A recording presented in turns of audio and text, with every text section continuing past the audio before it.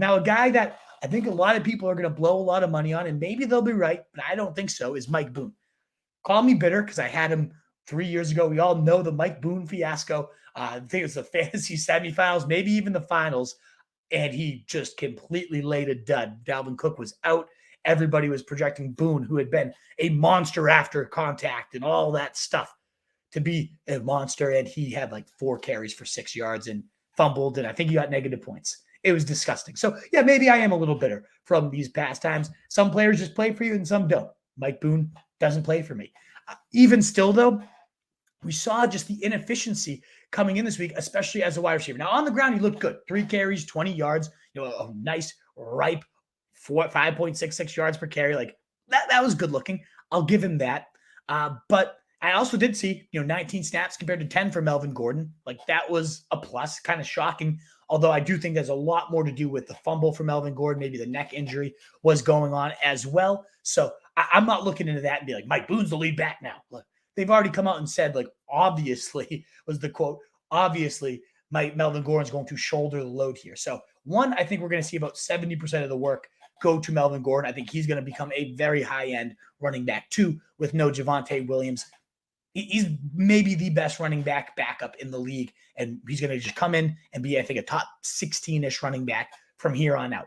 Now, again, Nate, that would be the logical thing, and Nathaniel Hackett, we cannot give any type of logical benefit of the doubt here. The guy's a complete and utter moron. So he's going to try to probably force feed somebody else, and you'd think it would be Mike Boone. They did also, though, just sign Latavius Murray to off the practice squad. I think a lot of people not noting that.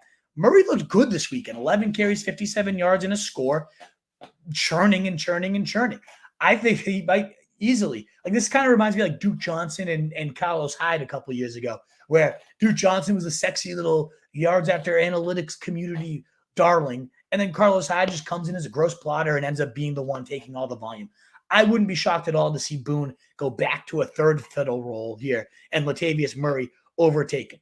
Again, yeah, I get that he's been, a freak athlete. He's been a great guy after contact. During that stretch run for the Vikings, he had that one dud where I actually used him. But on 49 carries, he had 260 yards and 3 scores. So he had a couple good games mixed in there. So I shouldn't act like he's a complete and utter nobody. Only 7 backs had more yards after contact during those 3-game spans. I get all that. There's some nice underlying analytics to Mike Boone. I just don't buy it. I think they didn't sign Latavius Murray to then have him rot. I think Lat Murray's going to be the number 2 behind Gordon. I think Gordon's going to be the only back that you really want to use anyway. So I'm avoiding this backfield. I'm not super high on it. I guess the only other thing is they do target running backs at the second highest rate behind only the Chargers right now. But Boone also committed 2 horrendous drops on his 3 targets. I don't know. I don't like the player. Clearly, I'm not in on Boone. We'll see if he shoves it on me, but I'm not into that. What is up, you fantasy wolf? Thanks so much for tuning in. If you haven't already, share your thoughts in the comments, check out some more videos, and join the newest Wolfpack by subscribing below.